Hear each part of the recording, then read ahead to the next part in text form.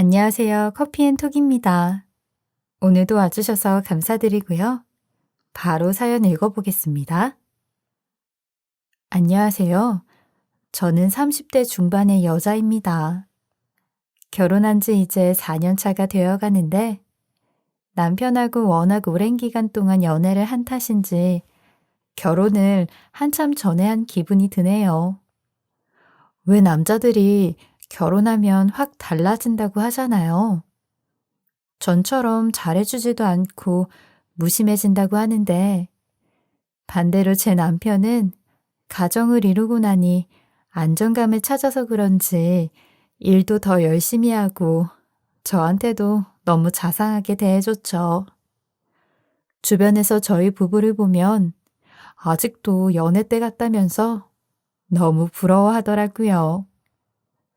연애 때부터 남편은 맛집이나 분위기 좋은 카페를 먼저 찾아와서 가자고 했었는데 결혼해서도 그건 쭉 유지하더라고요. 그러다 보니 우리들은 자연스럽게 주말 데이트를 빠짐없이 하게 됐죠. 근데 이런 평범한 제게 여기에 사연을 보낼 일이 있겠냐고 생각하실 수 있으실 텐데 하나가 좋으면 하나는 그만큼 괴로운 게 인생 법칙 같은 걸까요? 몇 달 전에 겪었던 일 때문에 심각하게 제 결혼 생활에 대해서 고민을 하게 되어 여러분들의 의견을 듣고자 제 이야기를 하게 되었습니다. 돌아보면 남편 시댁 어른들은 저를 다 좋게 받아주셨고 굳이 제 마음에 안 드는 한 사람 때문에 제가 바보짓 할 순 없겠다고 생각해 참고 살았었어요. 근데 이런 결과가 나올 줄은 꿈에도 몰랐죠. 시댁 문제를 하면 대부분 시어머니에게 스트레스를 많이 받는데 저는 결혼 후부터 형님에게 계속 마음을 다쳐왔어요. 저희 형님은 겉보기에는 쌀쌀맞고 정이 없어 보여도 살아온 삶에 대해선 존경할 면도 있긴 했어요. 형님은 누구의 도움 없이 본인 아이디어 하나로 연 200억이 넘는 규모의 사업체를 운영하고 있고 어려움부터 성공까지 하나씩 스스로 만들어낸 결과였으니 그것에 대해선 저도 대단하다고 생각했죠. 그런데 항상 저를 깔보는 게 밑바닥에 깔려 있었어요. 마치 본인은 태생부터 엄청난 재벌이었다는 것처럼요. 솔직히 형님도 사업이 잘 되었으니 이렇게 큰 소리 뻥뻥 치는 거지.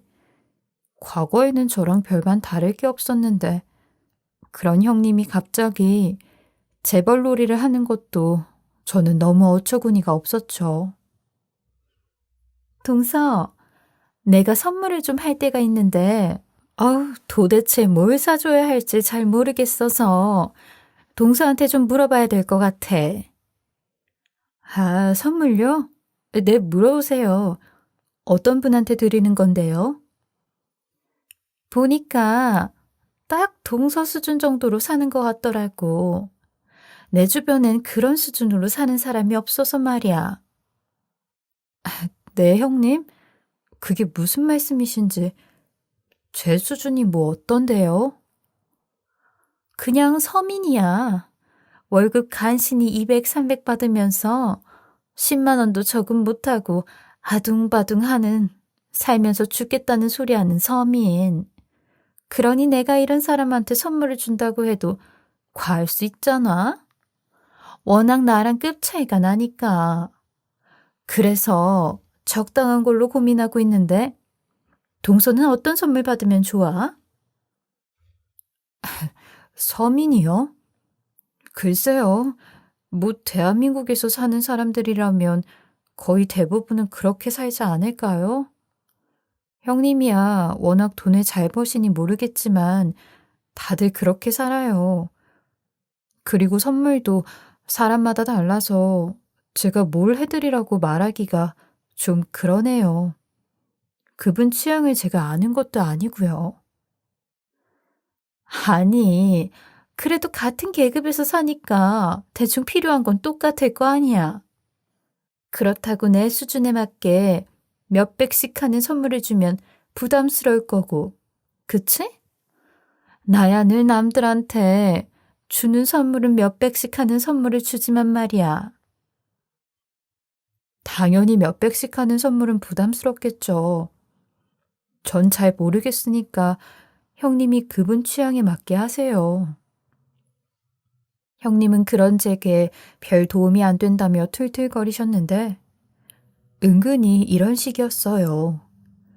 돈이 아무리 많다고 한들 사람을 우습게 생각하는 걸 갖고 있으면 안 되는 거잖아요. 그런데 형님은 서민이나 가난한 사람 이야기만 나오면 무조건 저를 불러서 다 물어보더라고요. 마치 제가 가난한 서민을 대표하는 것처럼요. 하루는 시댁에서 밥을 먹고 난 뒤 드라마를 보고 있는데, 어머, 설마 저 쬐끄만 집에서 옹기종기 모여 가족들이 다 같이 사는 거야? 세상에, 우리 예나방보다 좁네. 아이, 형님, 드라마니까 그렇죠. 저 정도 집이면 꽤 커요. 아니, 말이 돼? 펄집도 아니고 저게 무슨 일이야? 기가 막힌다, 정말. 그럼, 동서 사는 집도 저 정도 돼? 저는 1층 주택이니까 저것보다 더 작아요. 근데 형님은 저런 집에서 안 살아보셨어요? 사업 잘 되시기 전에는 저런 집에서 살아보셨을 거 아니에요. 제 말에 형님은 얼굴이 살짝 붉어지더니 본인 과거를 부정하듯 본인은 단 한 번도 저런 좁아터진 집에서 살아본 적이 없다고 하더라고요. 그러면서 말을 돌리는데, 여튼 동서 식구들은 꽤 되잖아. 대단하다. 아유, 어떻게 살아? 아니, 난 제일 궁금한 게 화장실이 딱 2개잖아. 그럼 어떻게 나눴어? 나는 절대 저런 데서 못 살아. 못 산다는 법이 어딨어요. 그렇게 살다 보면 또 적응돼요. 인간은 적응의 동물이라고 하잖아요. 난 절대 안 돼. 근데 가만 보면 어려운 사람들은 가난을 참 잘 견디더라. 이걸 불편하게 느끼면 바꿀 생각을 해야지. 바꿀 생각은 안 하고 그냥 참고 견디니까 계속 그 모양 그 꼴인 거야. 근데 뭐 어쩌겠어? 자기 팔자 자기가 그렇게 만드는 걸. 난 그래서 동정도 안 해. 결국 저런 가난한 사람이 있으니 나 같은 부자들도 있는 거겠지. 100이면 100, 다 부자들만 있어봐. 내가 부자처럼 살 수나 있겠어? 이런 형님의 말에 시댁 식구들은 입도 뻥끗하지 못했는데 아무래도 돈 잘 버는 며느리, 와이프, 형수다 보니 다 네 말이 맞다고 비위를 맞춰주는 듯 했어요. 그래야 형님한테 뭐라도 떨어질 게 있다고 생각을 했는지 눈치만 봤죠.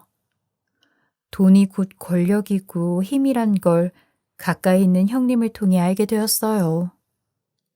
그리고 이런 형님은 본인이 이룬 성과가 모두에게 쉽게 된다고 믿는 생각이 강했는데 참 기가 막혀 항상 이런 대화를 나누고 나면 나중에 저만 기분이 상하는 것 같아 점점 형님과의 만남도 피하게 되었어요. 애초에 그게 상책이다 싶었죠. 그렇게 명절 정도만 보는 사이가 되니 제 정신 건강에도 좋다는 느낌이 들더라고요. 저는 뭐 부자인 형님 덕을 봐서 뭔가를 하려는 생각도 없었고, 저 나름 저한테 맞는 그릇으로 잘 살고 있다고 생각했어요.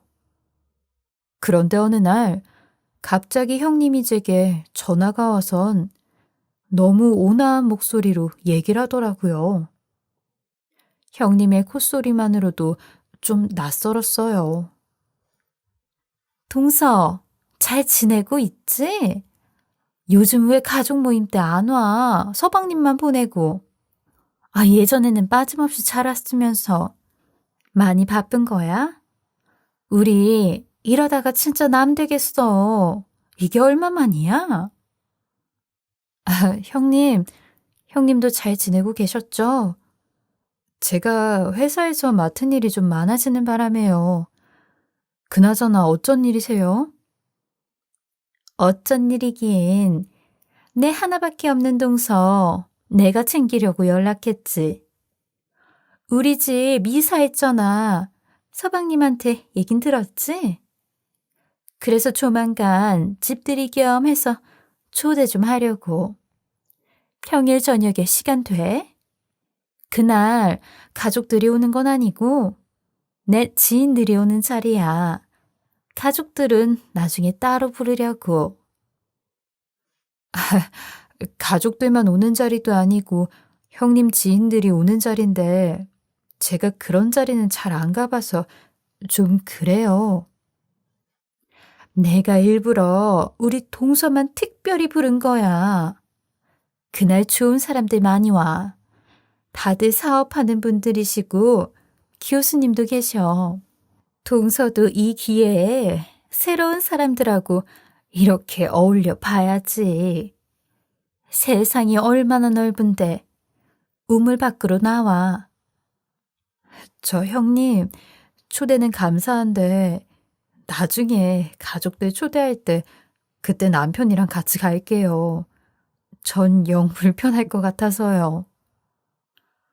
내가 동서 자리까지 마련해 놨다니까. 아니, 내가 이렇게 동서를 챙겨주는데 내 마음을 너무 단칼에 거절한다. 동서 먹이려고 좋은 음식까지 준비하려고 하는데. 그리고 곧 내 생일이잖아. 겸사겸사 와줘라. 응? 아, 그러네요, 날짜가. 근데 형님, 전 갑자기 형님이 저만 따로 챙기시는 게 영 부담스럽네요. 부담스럽긴. 동서도 은행 다니고 하니까 내가 영업도 좀 해주려고 그래. 그날 오는 사람들 다들 부자라서 적금 보험 같은 거 한두 개씩은 다 들어줄 거야. 동서도 와서 실적도 좀 쌓고 친분도 쌓고 하면 좋지. 안 그래? 나중에 지점장한테 예쁨 받을 거 아니야? 영업 잘했다고. 그리고 그날은 빈손으로 와도 되니까 와서 자리만 빛내줘. 응?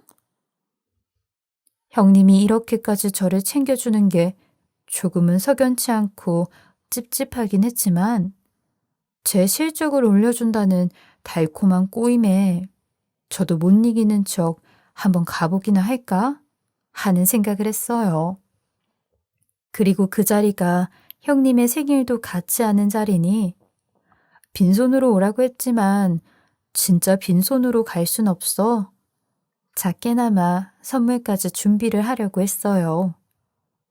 워낙 좋은 걸 다 가진 사람이라서 남편하고 형님한테 줄 선물을 한참 고민했는데 제 생에 그렇게 선물 하나로 오랫동안 고민을 한 적이 없었을 정도였죠. 향수나 향기 좋은 캔들 같은 걸 사가지고 가면 무난할 것 같았는데 저번에 보니까 엄청 고가 제품만 쓰는 것 같아 그건 패스를 했어요. 그렇다고 가전제품을 사가자니 그 집에 1,000만 원이 넘는 제품들이 수두룩했죠. 아무리 머리를 굴려도 저희 머리에선 도저히 방법이 안 나왔는데 그때 남편이 그럼 자기네 회사 대표에게 물어보는 게 어떻겠냐고 하더라고요. 대표라 하면 어려운 존재인데 남편이 다니는 회사가 모바일 게임을 만드는 회사라서 그런지 수직 관계보단 수평 관계로 상사와도 거리감 없이 편하게 지내는 그런 곳이었어요. 은행에 다니는 제 입장에선 남편의 회사가 정말 꿈의 직장같이 느껴질 정도였어요. 그리고 회사 분위기가 워낙 자유롭다 보니 직원들도 자유로움 속에서 성과도 잘 내 이번에 벤처기업에서 중소기업이 되었거든요. 그래서 남편도 개인적으로 대표와 톡도 잘했는데 남편이 한번 물어보겠다고 했어요. 우리 대표님도 그런 자리 많이 다닌다고 하더라고. 저번에 보니까 형수님 사업도 잘 알고 있더라. 괜히 내가 뭐 그 집안 사람이다 하면 생색내는 것 같아 잠자코 있기는 했는데 물어볼 순 있지. 워낙 편하고 좋은 분이시잖아. 근데 당신 회사 대표는 좀 동네 아저씨 같던데. 워낙 격없고 그런 품격 따지는 걸 싫어하셔서 그래. 나는 우리 대표님 보고 저렇게 부자인데 어쩜 저런 저렴한 옷을 입고 소주를 마실까 했다니까. 그런 사람은 처음 봤어. 근데 진짜 멋진 분인 게 사람 수준이나 그런 게 마음에 있다고 생각하는 사람 같아. 겉모습으로 누구 판단하고 그런 짓은 안 하셔. 우리 대표님, 그래서 내가 좋아하잖아. 하긴, 당신 대표 보면 세상에 그런 부자가 다 있구나 싶다니까. 매출 많이 나오면 성과금으로 다 직원들 챙겨주고. 나도 이과 나와서 컴퓨터 전공이나 할 걸 그랬나 봐. 참, 당신도 좋은 회사 다니고 있는데 뭘 그래. 일단 내가 대표님한테 그럼 물어볼게. 의외로 그런 분들이 자주 못 받고 그러는 게 있을 거야, 분명. 보니까 와인이나 술도 엄청나게 들어오더라. 우리 대표님은 그런 것도 직원들한테 다 나눠주긴 하지만. 그리고 며칠 뒤 남편이 제게 답을 준 건 본인이 직접 만들고 정성을 쏟은 선물이 귀하다는 의외의 대답을 듣게 되었어요. 비싼 건 여기저기서 돈으로 다 사고 먹고 해서 영 흥미가 없을 거라고요. 그 말에 구체적으로 어떤 걸 말하는 거냐고 하니 누가 손으로 만들어주는 게 제일 좋다고 했다는 겁니다. 심지어 김치 이야기까지 나왔다는데 남편은 제게 뜨개질을 잘하니까 쿠션 같은 걸 떠주면 어떻겠냐고 묻더라고요. 하긴 생각해보니 형님네 소파가 너무 커서 쿠션이 많이 필요하긴 할 것 같아. 저는 제가 잘하는 뜨개질로 선물을 준비하기로 했어요. 그렇게 한 열흘 동안 정성을 다해 퇴근하고 와서 짬짬이 뜨개질을 했고 초대받기 하루 이틀 전엔 밤까지 새가며 예쁜 쿠션 커버를 만들었어요. 선물이라는 게 받을 사람을 생각하면 만들면 그 시간이 더 행복하다고 하잖아요. 물론 형님을 좋아하는 건 아니었지만 그래도 그 공간에 잘 어울릴까 고민하면서 밤마다 그걸 만드는 작업이 내심 좋았던 것 같아요. 오, 드디어 완성? 당신이 이렇게 밤마다 졸아가면서 만든 작품인데 내가 형수님 만나면 다 말해줄게. 근데 난 마음엔 드는데 그 집에 어울릴까 모르겠네. 무난하게 뜨긴 했는데 에이, 괜히 걱정된다. 소파가 어두운 색이라 안 봐도 딱 어울릴 거야. 좋아. 그렇게 저는 꽃다발과 선물을 챙겨 형님이 초대를 한 날 으리으리한 대저택에 가게 되었어요. 그 전에 형님이 살던 집도 바로 앞에 한강이 보이는 곳에서 살았는데 이번에 이사한 집도 한강뷰 못지않게 엄청 좋은 곳이었어요. 입구에서부터 문이 3개나 되는 곳이라 차 없이는 오르기도 힘든데 선물에 꽃다발까지 품고 안고 힘겹게 올라 도착을 했죠. 올라와 보니 이미 주차장에 차가 한가득 있더라고요. 괜히 긴장도 되고 처음 보는 사람들이 많아 걱정도 드는 상황이었지만 정 어색하면 선물만 전해주고 오잔 생각으로 들어갔어요. 근데 그곳에 들어가니 제가 생각했던 것보다 더 화려하고 마치 결혼식장에 온 것처럼 다 꽃으로 장식이 돼 있었어요. 요리사까지 와서 음식을 만들고 있었는데 그 광경에 눈까지 휘둥그레졌죠. 아예 형님이 이번 집들이에 아주 일을 간 듯했어요.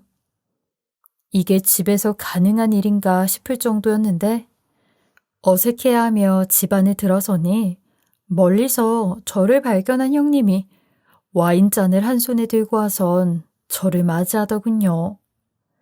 술이 적당히 취한 상태인지 반갑게 인사를 하는데 한쪽으로 저를 부르더라고요.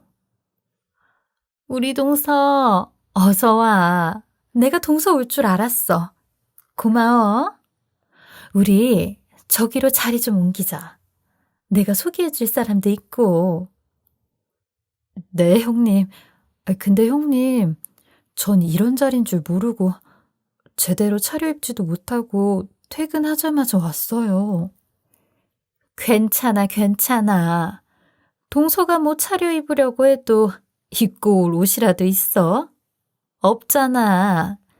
차라리 이렇게 후적지근하게 입고 온 게 더 잘 먹힐 수도 있어. 오늘 영업 많이 해가야지. 그치? 형님, 전 그런 말 뜻이 아니라. 나도 농담이야, 농담. 그럼 지금이라도 내 옷장에서 하나 입을래? 아니에요. 근데 형님은 엄청 화려하게 드레스까지 입고 오셨네요. 이런 드레스가 집에 있으셨어요? 왜 그런 줄 알아? 비싼 옷이 옷장에 너무 많이 있는데 이런 날 아니면 입을 기회가 없거든. 저런 드레스가 몇 천만 원씩 하는데 아깝잖아, 그냥 두면. 우리 같은 사람들은 맨날 저녁마다 이러고 자주 놀아. 안 그래도 버릴 옷 많은데. 줄까? 아니요, 됐어요. 제가 무슨 이런 옷을 어디서 입겠다고요. 형님, 저는 오늘 영업 안 해도 되고 선물만 드리고 가려고 왔어요. 굳이 저 때문에 힘 안 쓰셔도 돼요. 내가 무슨 힘을 쓴다고 해. 다 내 밑에 있는 사람들한테 우리 동서한테 적금 하나씩 들으라고 명령하는 건데. 동서나 무시해? 내가 챙겨준다고 할 때 그냥 감사합니다 하고 받아 먹어. 이런 기회가 아무 때나 오는 줄 알아? 놀이공원 놀러 온 애처럼 두리번거리지 말고 나 따라와. 제가 두세 번 거절을 했는데도 형님은 기어코 저를 끌고 영업을 해주겠다며 무리가 있는 쪽으로 데리고 갔어요. 이렇게까지 하는 형님을 보고 저도 마지못해 알겠다며 따라갔고 그 자리에 도착을 하니 형님이 저를 한 번 더 멈춰 세우더라고요. 동서, 근데 내가 오늘 영업해주는 대신 동서도 내 부탁 하나만 들어줄 수 있어? 내 생일 파티기도 하잖아. 생일 선물 준다 생각하고. 네? 부탁요? 무슨 부탁이요? 제가 뭐 도움이 될 게 있어야 할 텐데 말씀해보세요, 형님. 우리가 사업하면 결국 서민들 만나서 이야기하고 그러는데 여기 있는 사람들이 통 방법을 모르겠다고 해서 겸사겸사 내가 동서 부른 거야. 그러니까 저기 사장님들이 뭐 물어보고 하면 동서가 대답 좀 잘 해줘. 네? 저한테요? 제가 무슨 서민 대표처럼 온 것도 아니고. 형님, 혹시 적금은 다 핑계고 저 여기까지 오게 하려고 일부러 부르신 거예요? 아니야. 난 진짜 동서 도와주려고 그런 거야. 암튼, 그건 동서 마음대로 생각하고 일단 이거 받아. 그러더니 갑자기 지갑에서 현금 한 뭉치를 꺼내 제 손에 쥐어주며 사례는 이 정도면 충분하지? 원하면 더 줄게. 거기에 동서가 사근사근하게 잘하면 저 사장님들이 적금이니 보험까지 들어줄 수도 있는데 금상첨화 아니겠어? 그러니까 오늘은 성심성의껏 좀 해. 분위기 망치지 말고.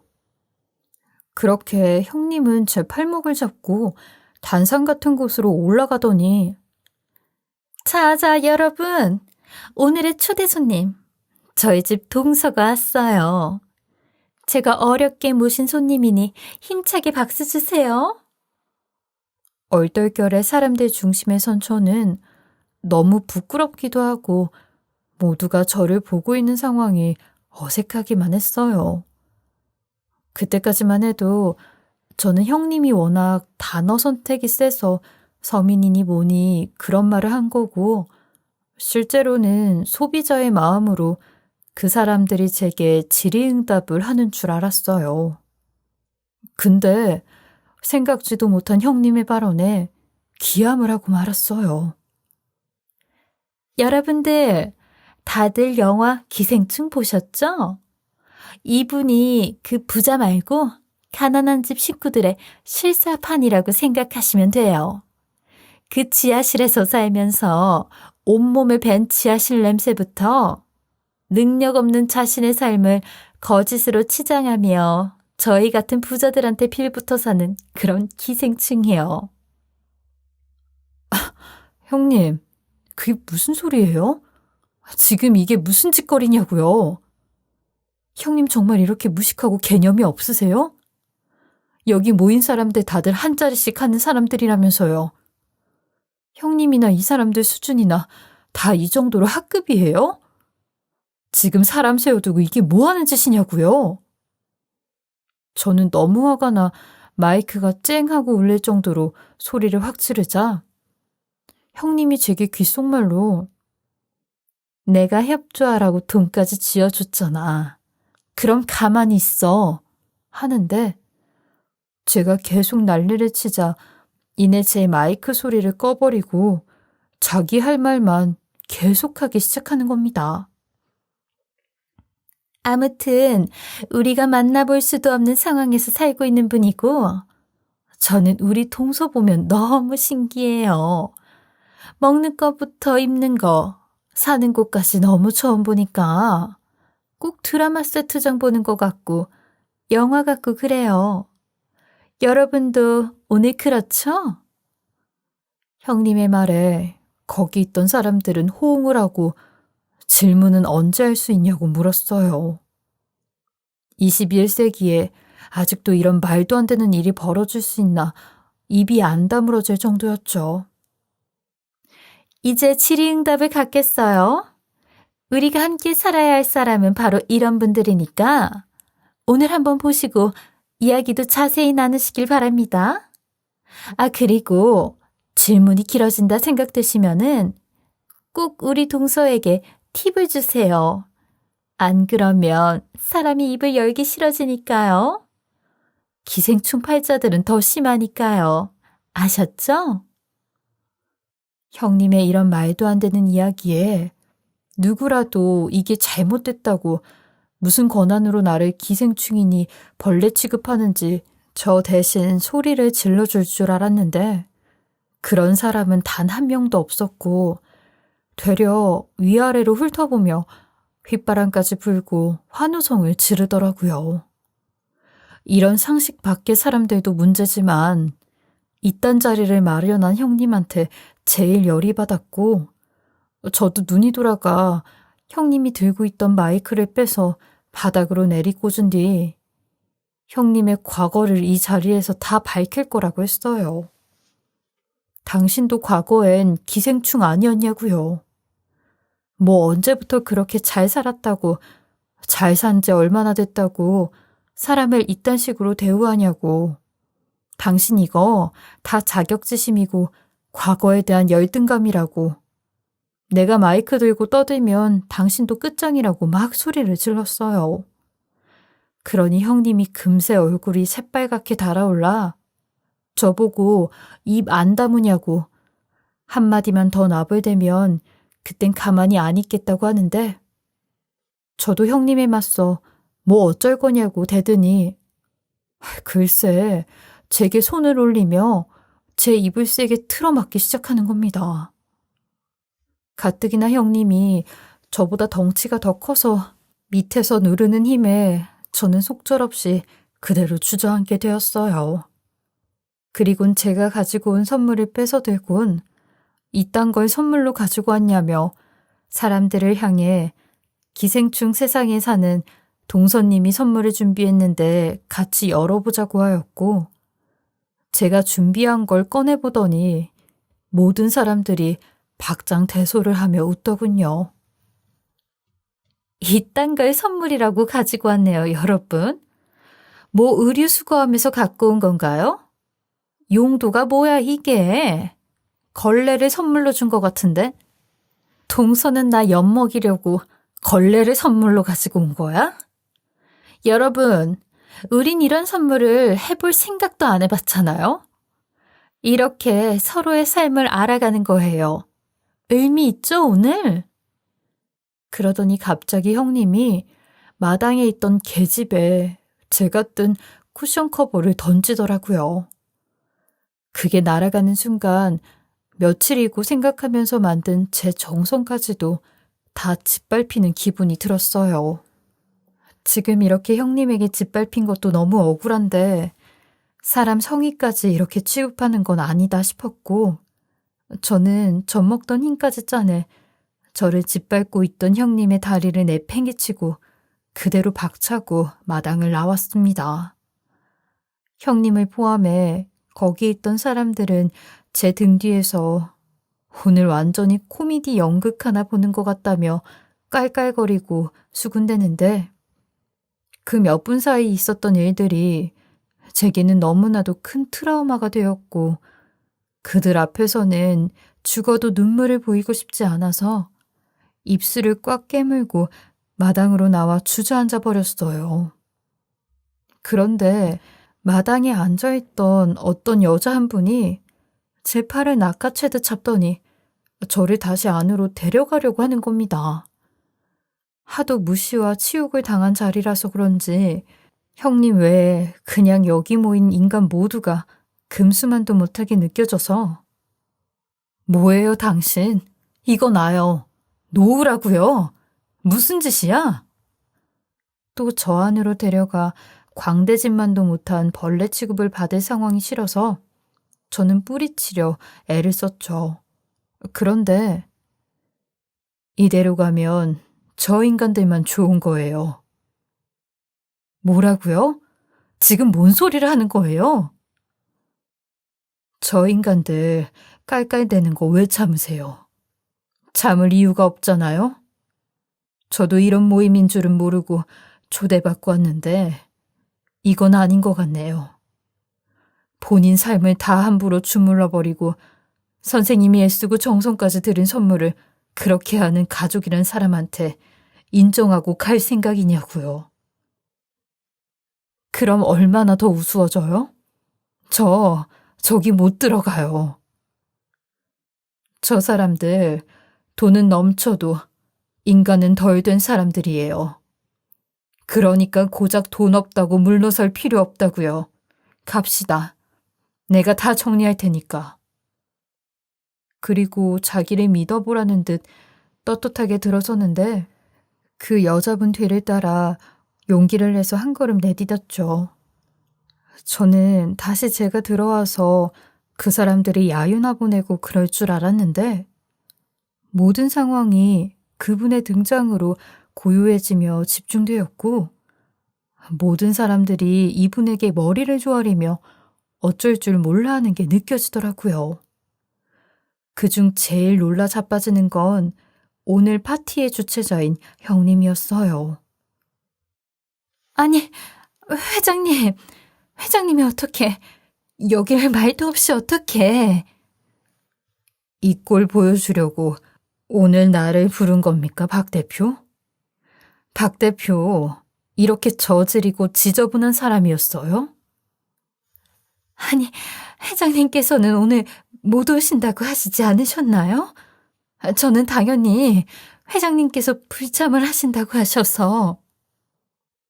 그럼 내가 온다고 하면 이딴 짓거리는 안 할 참이었나 봐요. 박 대표, 지금 아주 큰 실수한 거야. 자네들도 마찬가지고. 돈 좀 있는 게 얼마나 대단한 일이라고. 회장님, 잘못했습니다. 제가 술이 너무 과해서 웃자고, 다 재밌자고 한 거였어요. 이런 자리에 이런 이벤트도 있으면 재밌을 것 같아서요. 물론 저희 동서도 동의를 한 부분이었어요. 그치, 동서? 동서가 나한테 돈 받았잖아. 술 핑계를 대? 이미 썩은 당신네들 인성에 술까지 들이부으니 더 인성이 나오는 거겠지. 이 사람, 박 대표 동서, 우리 남편 회사 직원의 아내야. 남편 회사 직원이면 나한테도 똑같은 직원이고, 그럼 내 가족을 건드린 셈이라고. 이러고 한심하게 노는 걸 대단히 특별하다고 생각하는 박 대표인데, 내가 여태껏 박 대표 그 사업을 돕고 있었다니 아주 큰 실수를 했네. 다음 투자건에 대해선 없던 일로 해야겠어요. 그리고 이 바닥에서 두 번 다시 나랑 마주칠 일 없을 테니 그리 알아요. 안 됩니다, 회장님. 회장님, 제발 거둬주세요, 그 말만은. 마당에 박 대표가 걸레짝 취급하면서 갖다 버린 거, 그거 내가 우리 남편한테 먼저 제안했던 선물이에요.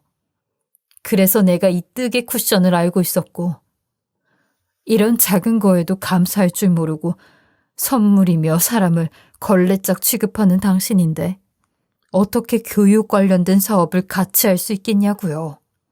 난 절대 못합니다. 알고 보니 그 회장이라고 하는 여자분은 저희 남편이 다니는 회사 대표님의 아내분이었고, 이분 또한 교육계 쪽에서 사업을 크게 하시는 분이었어요.